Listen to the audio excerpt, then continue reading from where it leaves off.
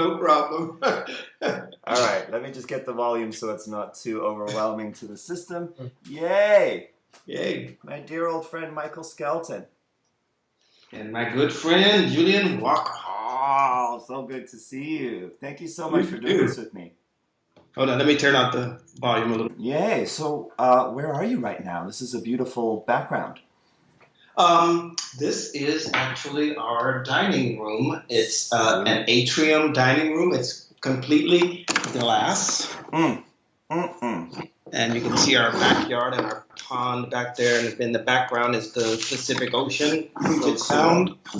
So yeah, this guy, his name is Duke Rhodes. Okay. He feels the same about building houses as we do about movement and conscious growth. I mean, it's his passion, his art form, the way you feel about yoga and dance. And the way I feel about, So that's how he built this house. And it's actually supposed to be the last house that he's building. He's been doing it for 40 years. His wife says, I don't know if that's true, but because he loves building houses so much. I mean, it's just no house in this room is like square. That is some angle or, skylight or thing. Yeah.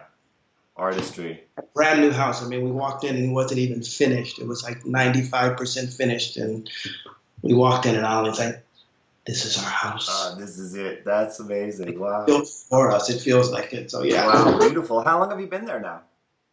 We've been here and we moved into the house in December, like 10 days before Christmas last year. So we got to have Christmas in the house last year and then of course this year as well. I mean, 2018, 2017. So a little over a year that we've been in this house. And we've been in Townsend maybe a year and a half. Okay. Yeah. Beautiful. Wow. And I want to get your son's name right. Jalen? Jalen. Jalen. How old is Jalen? 6 years old. That's hard to believe. It's like, can't be. Wow. Really now, I know that you're not on social media much, so you may not know that my wife is giving birth in 5 weeks.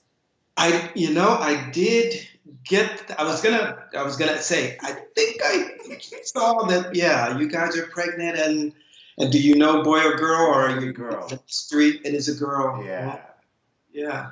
Yeah. So I may be hitting you up for some fatherly advice. Oh, yeah. I would love to talk to you anytime about that. If you wanna. Not that I have any wisdom, but. Experience. Well, these are the people you want advice from, people who say that. yeah, the people who say, oh, you gotta do, it's like, yeah. This is yeah, so, I mean, I remember, the first couple of years, this has been a very consuming, new phase of your life. Oh, God, yeah. I mean, it really. I mean, Annalie totally gave up what she was doing as far as teaching goes. She put that on hold and 100% dedicated herself to being a mother because it's something she wanted to do since she was, 7. She knew she wanted to be a mother, and especially when I was in LA and I was doing the weekly classes. I was teaching all the classes, 4 classes a week, but it's 2 hours a week. 2 hours a class, I mean, so total of really 8 hours, 10 hours with traveling back and forth. Sure. And luckily, because of the way I work, I love improvising and just creating in the moment, so I don't spend time making playlists. So I was really, especially in those early years in Los Angeles, the first 2.5, 3 years of Jalen's life, I got to be really full-time as well. Yeah. Because I was there. I wasn't traveling like I am now. Yeah. It's a different animal, but we've navigated it as well. Yeah. So just diving in and really feeling like I was in over my head. Because it's just the way it is. It just is. We were reading all the books. We had some great books. They're great. Yep. And they're books. It's like trying to learn yoga from a book. Like, absolutely. You get some information, but you don't get the practical, sensual, somatic grit and, Yeah, and all the unexpected things, and all the unexpected. yeah, all of the things that are unique to your particular child. Exactly, exactly.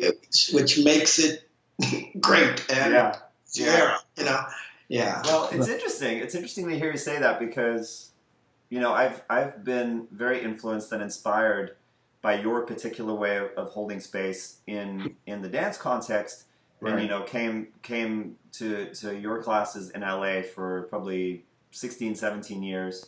Yeah. Yeah. Um, and actually, the way that you hold space, the way that you interact with what's happening in the room, and sort of make decisions based on that very live, intuitive, kind of improvisational Right. style, really influenced how I taught yoga at one point, and how I sort of kept working on integrating music into the states of consciousness, if you will, and the energetic shifts that I was seeing might be possible in a particular group at a particular time. But since I've been doing Dance Tribe the last 4 years, I put a lot of preparatory work into every event. I put a lot of time into the playlists, and I know that when our little girl comes, that is probably going to have to go out the window a little bit. So I'm following in your footsteps in terms of going, okay, now that for the last 4 years I've been doing all of this preparatory work and immersing myself in this skill set. I mean, I was doing my Funky Friday for 10 years before, but this is different. I feel like it's going to be time to take that trust fall and just go, okay, let me just show up and see what happens. Yeah, it's an interesting step. It's a, you know, I mean. Oh, you froze for a moment. We may have lost connection. Let's see. Oh, Oh, there you are. Okay, you're back. You said, I mean. Getting a little bit of freezing. Can you hear me? Yeah, I can hear you. Okay, great. Yeah, it's like working on the high wire and without the net, and it's a little more dangerous. But if we've prepared the soil, if we've done our work and we come in and it's like, and the worst thing that happens is I play a terrible set. People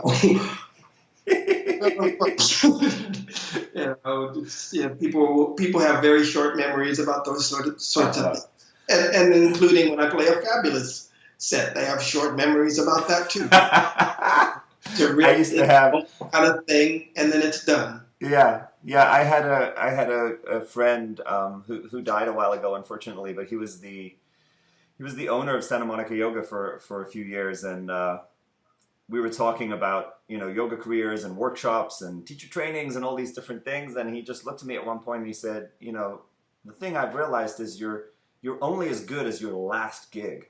Exactly. That's it. And then there'll be another one. So, just keep doing what you do. I love that sentiment. Same thing they talk about in sports. Yeah. Be as good as your last at bat, in baseball, Yep. And that's when it's told now this is everything. It's on the line in this at bat, Yeah. So yeah. And they short memories both for the good and for the bad. So yeah. And well, it's so great to see you, and I know we could catch up and talk about so many things. You may not know exactly what I'm doing in terms of requesting this interview, and I'm so grateful that we made it work with your schedule. But I have this website called Freedom Becomes You. It's existed for a couple of years. The kind of descriptive byline is where the intersections of psychology, science, and mind-body practice meet. Mm-hmm. And so, I interview different people for the website that are either, like I interviewed Rick Hansen, who wrote this book, Buddha's Brain, about neuroscience and Buddhist philosophy and practice, and how the two really sort of complement each other. And I've interviewed people who are really into like yoga and exercise science, or yoga and trauma psychology, or yoga and eating disorders. So all of those sorts of things. But I thought it would be great to talk to you, given your kind of unique journey in this mind-body practice, the way I define it, of free-form movement, and the various ways that has evolved for you over the years. So I know that for you, the entry into holding space and teaching class the way that you do, and whatever else, workshops, retreats, my sense is that it starts from you being a dancer. Definitely. Yeah. And so when did that all begin for you? Oh, God. I mean, if you want to go to like the technical aspect, began in my early 20s or actually late 20s. But I mean, I've always felt that I was dancing since being pushed out of the womb or helping in that collaborative dance between, infant and mother coming the birth canal. I mean, I don't ever remember not dancing. Got it. Ever. Yeah. I can remember must have been 4 or 5. I was 5 years old, like in 1960, Chubby Checker and the twist.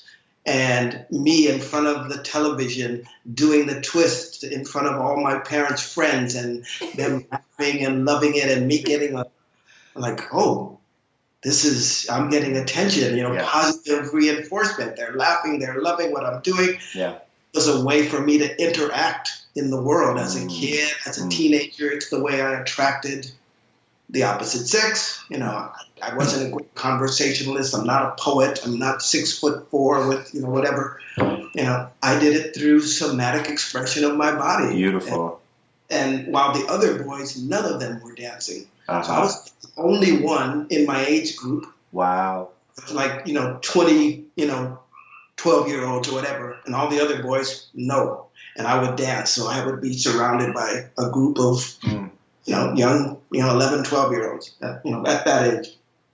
So it was really how I interacted in the world was through movement, and always. And then in my late 20s, I stumbled across a dance class at a junior college in Los Angeles and was like, oh, this is a nice place to hang out while I'm studying whatever it is that I'm going to study, because there's 25 women in the class with leotards and tights and 2 guys. Can't go wrong. 2 guys are looking at each other. So really, so that was my introduction to my first ballet class at college in Los Angeles. Yeah. And right away, the instructor was like, "Oh, would you like to be in our little? They have a little company. We do a performance." And Sure. And and that was the beginnings of my modern dance sort of career in Los Angeles, and that lasted about 10 years and performed in various companies and just so the way. Is this the 80s? This is 1980 when I met 81. I met Linda Gold at Santa Monica College. She was probably my most inspirational technical dance teacher. Modern dance. She was very direct in assisting us in really making sure that we were taking care of our bodies. She would tell us, if you're going to go out and find a teacher, like a ballet teacher or a modern dance teacher, go in and watch the class first and watch how the teacher is treating the students. Is it with respect? Is she respecting the body? If they won't let you watch a class, don't even think about having that person as a teacher. She told us that early on. She said, as you're watching, seeing if they're forcing the students to work beyond their capacity, forcing their turnout, forcing their plie, they're doing that, walk out. Find somebody who's working with somebody in that moment within their abilities and then strengthening as they're working for flexibility. So it wasn't just one over the other. So Linda Gold was, for me, a powerful, a wise sage voice at that time when I didn't know who, I wouldn't know who to seek out. That's great advice. Wow. Shout out to her if we can find her. That's beautiful. Yeah. She's a lovely, lovely woman. She still lives I think she lives in Culver City now. Okay. She's head of the dance department at Santa Monica College back in the 80s. Yeah. And so, I used to go to Dance Home in the early 90s. Yeah. And I met a young woman at Dance Home named Kara Masters. And Kara Masters and I became friends. And one night she said, hey, do you want to go to Dance Home with me? A friend of mine told me that this guy, Michael, is going to be there and that I had to meet him. And she said, my friend wouldn't tell me anything about how I would recognize him, except that he would be the best dancer in the room. So Kara Masters and I headed over to Dance Home. This is like 1993 or something. Yeah. And we sat down and we both looked at each other and we said, it's got to be that guy over there in the socks. And you were just, totally throwing down. And it was great. And that was my first exposure to your bald magnificence. Yes, she told me that story too, and it was like, and the woman who told her was a student at UCLA. Her name was Nina. Okay. I can't remember her last name. But yeah, Nina told Kara, and yeah, she came in. And I remember we danced that night. She came up to me that night. She actually shared the story as we were dancing or after we finished our first twirl, whirl, whatever. She told me that story, and I was just standing there sort of like feeling a little shy. And how do I take this in? I'm not used to, Once we knew you, we knew that would be like kind of very awkward for your personality. Oh shit! What? So where were you at that point in time? Like, what was going on when we connected? I had just met Gabrielle Roth, and so I had known Gabrielle for, this is 5 Rhythms, and I had met her at Esalen 5-day workshop. I came home from the workshop. I told the director of the dance company that I was in I was leaving the company after the next series of performances that I'd committed to because I had found a totally new direction that really fed my soul that I was going to be going in. And I left the company, never went back. So I had just met Gabrielle, had left the dance company scene in Los Angeles, and was about to start because 4 months later, Gabrielle called me into her room and told me that I was going to start teaching without having done the teacher training because she wasn't offering another one for the next 3 years, and she didn't want me to wait. So I was like, huh? Exactly my experience teaching yoga, by the way. When I found Anna Forrest, who became a mentor to me, probably like a year or two before I met you, same thing. I'm not doing teacher trainings right now, but I'd love to mentor you, which is such a huge honor. And so terrifying. And I was just like a deer in the headlights. Are you kidding me? I'm going to do what?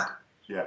I knew my body knew, how to do the 5 rhythms and, the movement that she was, inviting people.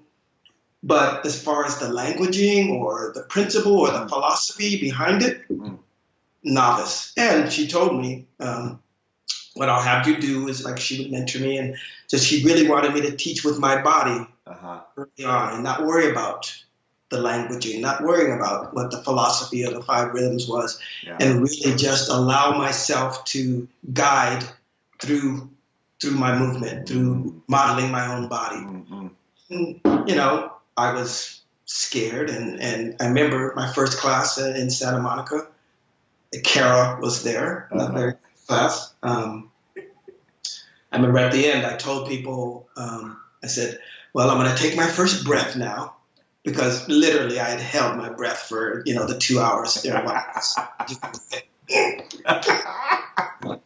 And I said, I thanked them for coming, and I said, I'm calling the class Fumbling Towards Ecstasy. Which still is, I was the one who named the class Fumbling Towards Ecstasy. Yeah. I said, and I'm calling it that for this reason. I said, Gabrielle has a book called Maps to Ecstasy. And I'm going to try to take you to that same place, but I'm going to be fumbling and stumbling along the way. I'm going to be making some mistakes. Wow. If you're willing to come with me, then I'll be doing this class again next week. And I'll be doing it until you stop showing up. As long as you continue to show up, I said, I will continue to offer this class. And we'll fumble together. No, that class is still going now in Los Angeles. So, they continue to show up in bigger and bigger numbers. So that was awesome. And so, were you aware, is it a Sarah McLachlan album? Say it again? Were you aware of the name? I think it's a Sarah McLachlan album. Yes, I had heard the album, and it's like, I saw it and I was like, I gotta use that title, and I never thought about the intersection. I didn't ask for permission or anything. It's just Wow. Yeah. So cool. And so, how long were you involved in the 5 Rhythms community and sort of actively teaching from that template? Yeah. Started in '94. Went, right into it, teaching weekly classes shortly after, twice weekly. The Sunday thing exploded. So probably, I think 2000, 2001, creator of SoulMotion, then Arjuna Marti, who was also a five rhythms teacher back when I met Gabrielle. Yep. In fact, when I did, just a quick note, when I did my training 3 years later with Gabrielle, my official five rhythms training, Arjuna was on the teaching staff. Got it. It was a year-long training, 3 modules, 60 people, 10 teachers. Arjuna did one exercise during that period, that 1 year period, 3 modules, just one exercise in New York in 98. One of that training that I did in 98, the only exercise I remember, the one Arjuna did. Kapow. So I remember sitting or standing there after doing this like 20-minute exercise. And I literally said to myself, if this guy ever does a teacher training, I'd be the first to sign up. 3 years later, he did a teacher training. I was the first to sign up in 2001. So I did his training in SoulMotion. So I did five rhythms from 94 to like 2001. Did his training not to become a SoulMotion teacher. I did his training really to become a better person. I knew I'd become a better teacher, which I could. My intention was to keep teaching the five rhythms. And I did. After I did his training, which was awesome, came back, continued to teach five rhythms. But then I found as I continued to teach, more and more the language of SoulMotion was starting to come through. The philosophy of SoulMotion was starting to come through. So it might have been a year or so where I was kind of in the middle. Not really committed to one or the other, kind of calling myself five rhythms, but SoulMotion was coming through. So one day I had to look at myself and say, if I'm going to stay in integrity with what I'm offering, I need to come out and say I'm a SoulMotion teacher because that's what's wanting to come through me. That's what's coming through. And I knew that there would be repercussions in the five rhythm world. The breakup between Arjuna and Gabrielle was not a good split. As is often the case, right? As is often the case. So I knew that was going to happen. But in order for me to be authentic and stay in integrity, I needed to do that. So I literally called Gabrielle on the phone. And I said, I'm doing this training with Arjuna, and its work is really, feeling inspirational for me. And I know that, I just told the truth. I spoke, I know that it's not been a pleasant breakup, but I really think he has a. Oh, you froze for a second. You really think he has a. Say again. You really think he has a. Was where you froze. He really has. He has something to offer to the world that it's important to me. And, I said I was calling not to ask her permission, but, I'd really love her blessing in this new direction that's coming through me. And she just, Michael, you have my blessing. You always will. And Beautiful. And so I got a lot of flack from others in the inner circle of the five rhythms, but never any from Gabrielle. She completely gave me her blessing to seek my truth. Which was a beautiful thing. Really beautiful, yeah. Wow, it says a lot about your relationship with her. On a person-to-person level beyond anything else. Another in love, and she knew I, continued to, even whatever I was calling what I was doing, that I would continue to honor the tradition that had really opened the door for me. And I really feel like everything that I've done since the five rhythms, owes a debt of gratitude to that initial, because I wouldn't be here, without that. Yeah, and that's your foundation. It's interesting. We're having an interesting moment in the yoga world right now too, where there's a group of teachers my age and maybe a little bit younger, who are we're very open to just finding what works and to being influenced by multiple disciplines. And I have this kind of jokey way that I've been talking about it in my yoga classes where I say, it's all one thing, man. Like I pretend to be sort of like the dude, some kind of hippie where I'm like, we cut it all up and we give it different names and we brand everything and we try to lay claim to what the truth is and, my teacher and my lineage. And that can be legitimate in a certain way, but ultimately it's all one thing that we're exploring together, and it's called mind-body practice, or it's called personal growth, or it's called like somatic embodiment. And in terms of yoga, it's like there are different schools of thought, and then there's Pilates, and then there's the new data from biomechanical research and from a deeper understanding of anatomy. And unless we keep evolving our forms based on the best information we have and based on what's inspiring and illuminating and turning out to be beneficial in various ways, unless we're open to that, we end up with a very kind of narrow position. Yeah. I mean, it sounds a lot like when you say there's a beautiful teacher in Europe, in England, Yakov Darling Khan, and he's also broke off from the 5 rhythms and created his own body of work called movement medicine. And I was taking a workshop from him, and he says, these are all stories that we've come up. Gabrielle's story is there's 5 rhythms. That's the way she diced it out to be able to give it to people in bite-sized so that they could digest. Brilliantly, yeah. His story is that there's 21 gateways in movement medicines. Vin's story is there's 4 landscapes and 3 platforms. It's all a story that we create so that we can offer it, and that people can take it in and say, oh, this resonates the way this is packaged. But it's all diving and dealing from the same well. Wow. And so I can continue to be open as well. You talk about, I'm currently in the OpenFloor teacher training. I've gone back to being a student.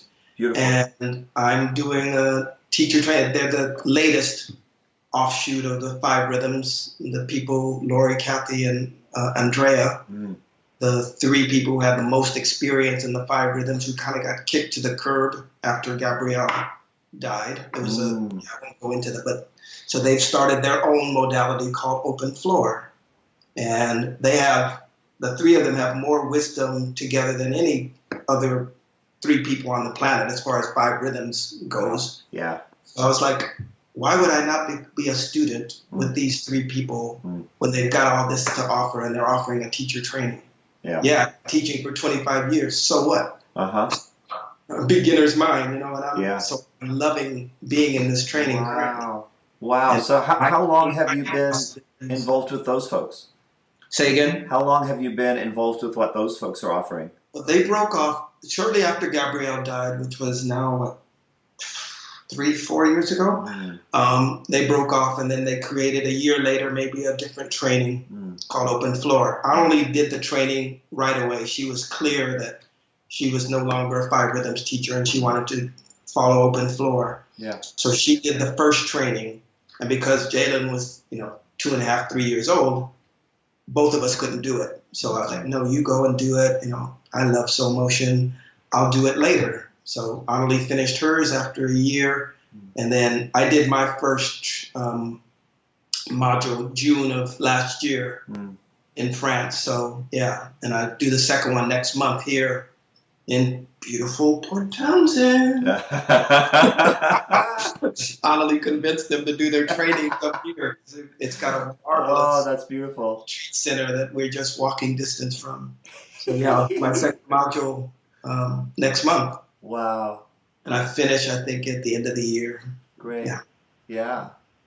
Wow. And so I've gotten the impression since you left LA that there's been quite a bit of travel for you, that you've maybe been traveling a lot to places to teach workshops. Yeah. And has that primarily been teaching SoulMotion workshops? Okay.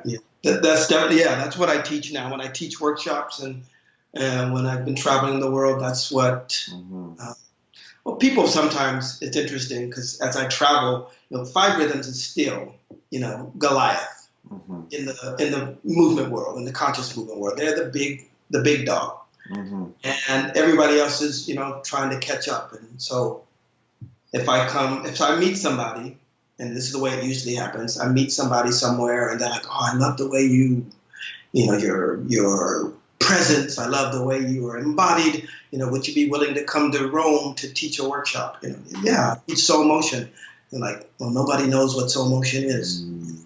They know 5 rhythms. And could you do 5 rhythms? Well, I could, but no, it's not what I do. It's not what, and I don't want to be dishonest and, you know, say I'm presenting something and then offer something else. So, so they have to struggle against, you know, well, what is SoulMotion? But they get some numbers, and because my name has been pretty well known in the 5 Rhythms world, you know, people, oh, it's that Michael guy, you know, that black ball dancer who wears white. That's how Gabrielle referred to me. So they can get a group, and then once I've gone and they've, you know, experienced me, the next year, word of mouth, the workshop grows. So teaching workshops mainly since leaving Los Angeles. And it was because, you know, I was in the model of income that I was in Los Angeles was from weekly classes. The classes were big, you know, paid all our bills. You know, so the need for going out and teaching workshops wasn't there. And because I was so busy with the weekly classes, the commitment to the weekly classes, well, I don't want to travel and like have subs more than I'm home.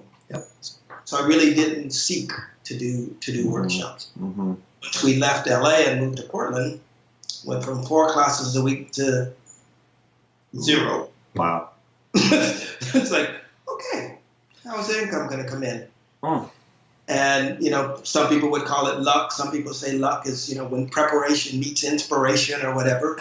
The years that I had done in LA of toiling paid rewards, because instantly, you know, different places started calling, Rome, Budapest, you know, Germany, England, to do workshops, as well as in the U.S. So my mode of income changed. My vehicle changed from weekly classes to doing workshops. And so now I travel for, you know, an extended intensive period, 5 weeks, 6 weeks. And then I come home and I teach 1 class a week here in Port Townsend. So I can be full-time here when I'm home, full-time papa, full-time husband, full-time, you know, community member. And I travel and I dive into that full-time. Wow. Yeah. So your life really, really changed, and you had to adapt. And I bet you had some moments there that were pretty scary. There were some moments there when, I mean, I love Amelie. Thank you, you know, someone for, you know, presenting her into my life. But literally, I was, you know, like, really? And she knew. She just knew it's gonna be okay. Not that she's one of those people who, like, you know, has a crystal and a pendulum or all that, but she's just got this deep knowing faith in both me and herself and what we were doing and our mission and our purpose. And so she was quietly confident. Wow. I was sort of quietly freaking out. You know, quietly anxious, quietly, you know, and I leaned on her and just from her strength. And I mean, there was a part of me that knew she was right. And the part of me, the wounded part of me that's like, you know, it's not going to be enough. I'm not enough. You know, It's over. I got lucky before. Now it's over. Exactly. Wow. And again, you know, starting over after, you know, doing it for like almost 20 years in Los Angeles and feeling like, you know, I've reached a certain level of, you know, recognition and then the move to Portland, it was really like becoming a beginning teacher again. But with 25 years of experience, and so there was a part of me, like when I first started teaching weekly classes in Portland, I had 1 class a week. There was a part of me was like, well, why aren't 100 people here? It's me. Don't these people know who I am? Still hanging on to that identity that I had built in Los Angeles. Why aren't 100 people here? Don't they know it's me? You know, but there definitely some part of it, and like, so I was struggling. There were, you know, 15, 20 people for a beginning class. That's what you have in a beginning class. Of course. But because I had left this, you know, my expectation had somehow gotten, you know, skewed. And and I think the worst thing when I moved from LA to Portland and I started my once a week class before I started doing workshops, I lost my sense of humor. I was so serious. Like, this is, God's work. I was like, it's like I was a missionary, and I was trying to convert the heathens. Literally, I was like 4 or 5 weeks, 6 weeks doing this, and then at one point I like turned, and who is this guy? I said this in front of the class. I said, I don't know who this guy has been, and I turned and like looked like I was looking at myself. Yeah. But I don't like the way he's showing up. I don't like that he doesn't have a sense of humor. This guy has humor. That guy thinks everything. Yeah. Wow. And so I just dropped it and I said, thank you, but you're not needed anymore. It's not what. Wow. I mean, that's such a powerful moment of self-awareness, and it sounds to me like almost a moment of getting to step aside and go, oh, this is the aspect of self that thought he had to step forward in order for me to survive this challenging moment. Exactly. He was protecting. Yeah. And actually, no. Yeah, actually, he was hindering. Yeah. They're not serving. Yeah. Wow. It was a really beautiful moment, and not comfortable, but yeah. And for me, speaking it, that's the huge medicine. Speaking it with the group, and also with Annalie, and just opening to the reality of, okay, this is what I've been doing. I'm human, just like Yeah. So I want to just go back a little, because I remember, I don't know exactly when it was. You probably remember too. There was a time, either you or Joe had to be out of town, and Vin, or Arjuna, I guess as he's preferring to be called now, came and covered the Sunday 11:15 at the Helms Bakery. At the Helms Bakery, yeah. Well, I remember. I don't know when that was. If that was like 98 or in the 90s, 98, 99, something around there. Yeah. Yeah, and it was really interesting, because you said, "Hey, come next time when we're not going to be here, because this guy, you're going to really enjoy this guy. He's got a lot to offer." And so we did. And I remember seeing him. That was back in the day when all of us would bring a huge book of CDs, right? So he had the book of CDs on a little table, and he had the 2 CD mixer that we all used, right? Yep. And he was just hovering over all the CDs. He was looking at the room, and then he was kind of doing this over all the CDs, and then he would go bang, and he would pick a CD and he would slip it in. I was watching this guy. I was like, this guy is really in it. Like there's a inspired kind of wizardry happening here. And then and this is at a point where that class was big. That was like 100 150 people sometimes. And he stopped the music like an hour in, and he turned and he took a few steps into the room and he started talking. Yeah. And none of us had heard him talk yet. None of us knew him from Bar Soap. Yeah. And he started talking about just orienting us to the little universe that he was wanting to evoke. Yeah. And he probably talked for 3 or 4 minutes, and everyone applauded. It was like all of these dance people who are like, leave us the fuck alone, we just want to dance, like don't interrupt us. Everyone was just like, yeah. That was awesome. I love and that. Then he carried on, and he had us in the palm of his hand. It was beautiful. Oh, you froze with that big smile on your face. All right. Yeah, I never heard that story. That's great. It was really something. James Murray? Yes, of course. Yeah. The first workshop that Arjuna taught in Los Angeles, it was in a little place. I didn't even produce it. It was Lola Shalom, who has since died of cancer. You remember her? Yes. She actually produced the workshop. Wow. And it was in this little funky studio, just terrible, in Hollywood, and but 20 or 30 people showed up, and we danced the weekend, and it was funky and whatever.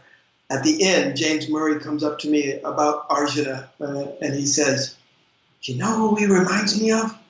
I said, "Who?" And James is always like so spot on. He said, "He's a combination of Ram Dass and Woody Allen." He's got this great, wisdom, but he's like almost apologizing for it when, because Woody's always, like trying to deflect it, Yeah, I was like, Ram Dass and Woody Allen. Yeah.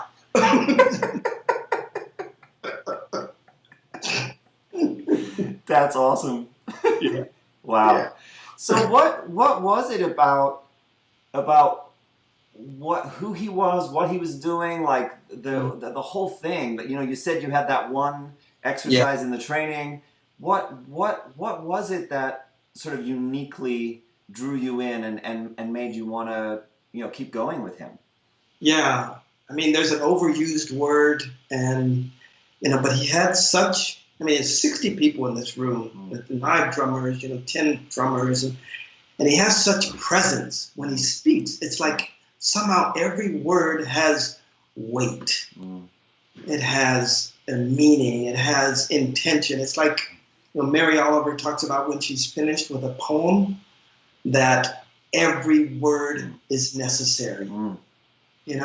When he speaks to me, and then I'm being subjective, Of course. but when I hear him speak, and I've witnessed other people as well, it's like every word is valuable, which somehow makes me feel like I'm valuable, and every moment that I'm breathing is valuable because he's like every moment when he's in that, and believe me, he has his flaws as well, but when he's in that mode where he's sort of being a vehicle for Yes.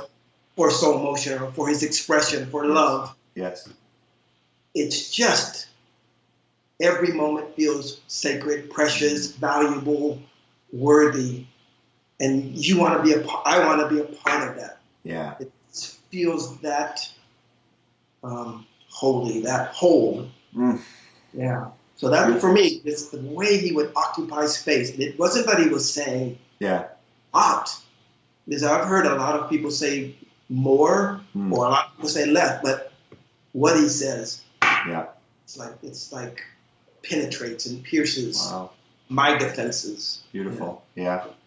It's interesting though because Susan Harper has a similar quality. And when I first started teaching back in '94, she was who I modeled myself. I know she was a huge influence. Yeah. So she was really who I modeled myself after. And, and I found out later, not only did she cultivate that presence when she was teaching, when she's in the studio, but outside of the studio as well. She was living it in a day-to-day kind of week by week kind of, so I got to experience that. Arjuna, as brilliant as he is as a leader, he struggles more with his wound in the everyday than Susan. Not that that's a good or bad thing, but yeah. Just people, and for me, when when the curtain got pulled back, I got to see, oh my God, this guy is really human, which is brilliant. Yep. And when Susan pulled back, I got to see a human, but I was still like, man, I want to spend time with this person off the dance floor. I want to spend as much time as I can with this person. Arjuna, I love being with them at the trainings. I love being with them in when we do our thing, teaching workshops. Yeah. Do I want to hang out? We don't hang out, really. Interesting. We've got kind of got different paths. Yes. I respect him. I love him. And Yeah. So interesting that it can be all of these different things, right? Yes. Yeah. Yeah. Wow. Well, I know we're running out of time here. I'm really curious. I'm hoping actually that a lot of our mutual friends and mutual acquaintances and people that we know in the dance world here, in addition to anywhere else, are going to be excited to see this. I mean, people haven't heard from you in a while, and I know you come to town periodically. So maybe the people who have really wanted to stay connected with you in terms of taking those classes have done so. But what might be, and I no pressure, but what might be your message or thing that you want to say, thing about yourself that you want to share, or kind of offering to the folks who are here in LA where you spent so much of your time? Yeah. Yeah. Well, I mean, first of all, I want to say thank you to you Mm. for continuing the lineage that was started in Los Angeles. Mm. I really feel, I mean, from the reports I see, on Facebook and from things I've heard from people like Lori and other people who have been there in person, that you have really cultivated your own gift and stayed true to yourself and offered something, I think, in the same vein as I was trying to cultivate there. Absolutely. And I didn't want you to like try and duplicate what I did, which you haven't. Mm-hmm. And I just have deep respect for your continuing and moving onward with what's happening in the movement scene in Los Angeles. So thank you personally. I'm excited that in the vacuum that got created when we left, Yeah. that so many offerings are springing up. Yeah. I mean, I looked at the sort of website or that they have sort of on Facebook that the DJ, LA Collective, whatever. Totally, Dance Collective, yeah. And something here and something is over here. So I love that people have felt empowered enough to take whatever gifts that they've gotten, whatever they've garnered from myself, from Joe, from Annalie, from you, from other teachers in the Los Angeles area, and say, I'm ready. I want to offer this, and I'm stepping in. I mean, I have deep respect for all of them that are doing that. I don't know how much, struggles that they're going through, trials, triumphs. I'm sure there's a ride. That's how it is. I want to wholeheartedly support each and every one of them as they step, further along, and hopefully they're, holding hands with one another and, rather than, oh, this is my territory Tuesday night, and don't even think about, hopefully they're collaborating in some way and supporting one another and not being divisive. I mean, that's what I would hope. Yeah. I've certainly been trying to create that and foster that, and as always, depending on personality types, some people are really open to that and some people are not. I feel like, especially with the younger up and coming people, I really, it's a funny thing, and maybe you can relate to this as well. As I get older, I have actually a very heartfelt impulse to mentor people and to support people, because I started with nothing, and I came here as kind of a refugee immigrant and worked minimum wage, and I know you worked for the post office for a long time. Like, I rode the bus and did all sorts of things and lived without a car and have like found my way into what I do, partially through my own passion and intensity, but partially because people who were older than me were generous and said, yeah, you're not a threat to me, you're someone I want to support. So in my own small way, I try to extend myself like that. And also with the peers who are sort of up and coming, newer sort of space holders, I also really want to have that vibe. So yeah. Our new like logo, whatever, is grace, gratitude, generosity. Those are three things I think are really like that I want to continue to offer and cultivate in people I meet and people from my past and people I'm going to meet. Grace, generosity, just continue to just be. And gratitude for all that I have, and for the teachers that helped me along the way. How can I not want to help others who are starting out? I've did so many times. That's like for me, like when it comes to things like music and whether I'll share with sure, you can come over to a computer if a song is really moving you. Come over and look. This is mine. No. Yeah. And the more I can offer, I truly, truly think the more that, I have capacity to receive. Yeah. I'm just going to keep giving it away. Well, Michael, it's so beautiful to get to hang out with you this way. I really miss you. I love you and I appreciate you. And I'm very grateful to you. You've been a huge influence in terms of, the different arenas in which I hold space, and a massive influence in terms of how I'm fumbling my way into, you know, whatever dance tribe is turning out to be. Yeah. And I'm super grateful for your generosity in terms of, you know, basically ushering me into what I've been doing for the last few years. It's been a dream come true, and I love it so much. And yeah, it's just a beautiful thing to get to have this conversation and to get to say that to you. So thanks. Yeah, cool. Yeah, and I'm really super excited for you in the next upcoming weeks with this new adventure that you're about to jump into. And yeah. Feel free to toss out a, you know, help. I will. Or got this. You're right. I'll be coming to Facebook just to, you know, maybe you'll post things. And, yeah. All right, my friend. Thank you. Yep. Talk to you soon. Love. Bye.